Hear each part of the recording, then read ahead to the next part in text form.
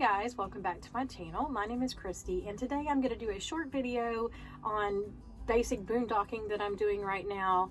I'm not sinking kayaks and I'm not harvesting pecans this week, but I wanted to show you a little bit of the boondocking that I'm doing, but also to address a few things as far as the future of the channel and what I've been looking at.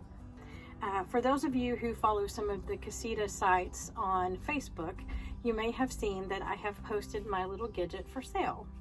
I have loved every second of my almost 4 years of living in this camper, but I have decided to go a different direction once it sells. I'm looking at van life, but not the van life that everyone has seen. I'm looking at purchasing a ProMaster van and a shell and redoing it or converting it myself sort of as I go.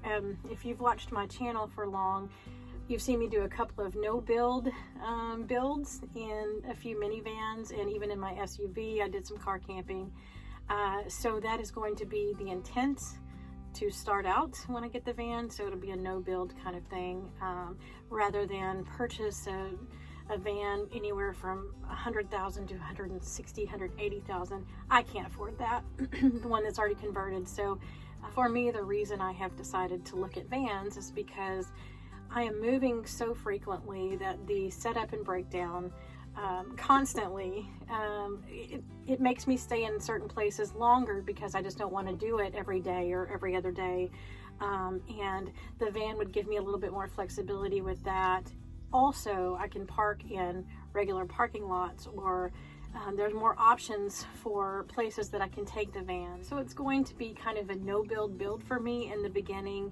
And while I might not have all the modern conveniences and the cozy comfiness like I do here in Gidget, the plan is to eventually get there, but it will allow me to get on the road quicker and relocate quicker from place to place. Another reason that I was considering a van, and have been for quite some time, is if I feel threatened in my Casita, I have to get out of the vehicle to go get into my car to drive away. And it's not that way in a van. I can crawl into the driver's seat and drive off. And I think with that brings a little bit of peace of mind to some of my family and friends who worry about me out here on the road.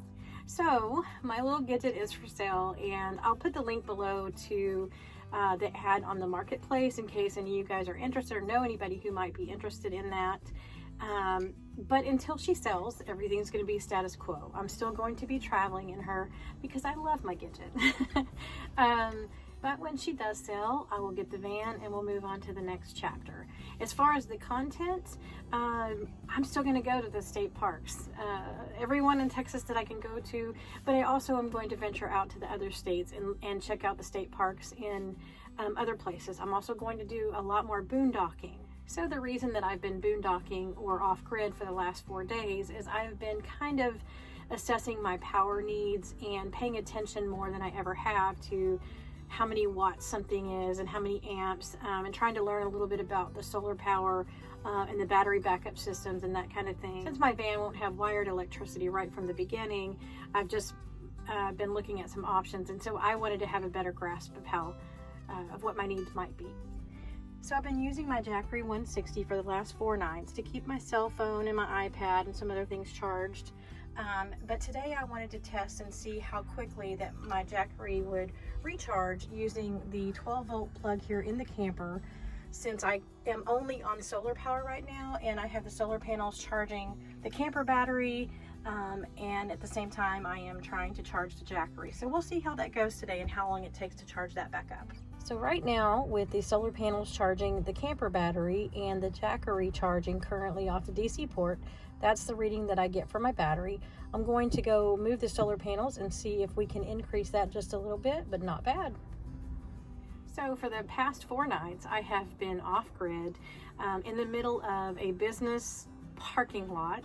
My friend owns the property and has allowed me to come here to try some things out. The scenery is definitely no state park or anything like that, but the goal was for me to come and assess some of my needs and to learn a little bit about um, the power situations. So I just wanted to share with you a little bit about what I've been able to power since I've been out here boondocking. So obviously I can't run the air conditioner, not with the solar panel, but I have been able to run the max air fan and have the windows open. And then I also have my little trusty fan, which I know you guys have seen me use this in other videos. I love this thing. It's USB powered and it lasts for like 10 hours. It's amazing. And so I've also been able to run this, but then charge it also on a little power station I have. I'll show you in a little bit. So the weather's been amazing, and so it's been able to keep me very comfortable. Did have a few nights where it got down into the 40s, so it was chilly, but I have a furnace which runs on propane, so I was able to stay toasty warm in here. And before I came, I filled up the water tank and ran the water pump for 2 showers. Also, my water heater I have turned on propane, so it heats by propane as well. And with that running to heat the water and the water pump running, like I said, 2 showers, no problem whatsoever. The refrigerator's running, is on propane, but the display uses a little bit of electricity, but it's really negligible. And I mean, I've been completely comfortable.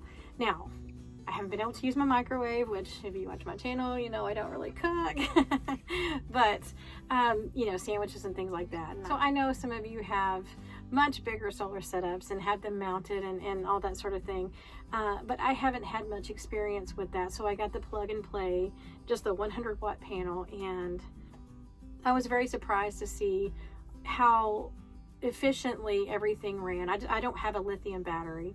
It's just the regular Casita battery that I had in here, and I was pleased that I could still run all of those things comfortably. And the lights are also something that I was able to run without any issue. So I just thought I would share that part with you and catch you guys up to speed on where I am and what the direction of the channel is going to be. Guys, I gotta tell you, I have loved so much traveling in my Gidget for the last 4 years and sharing some of those travels and experiences with you all.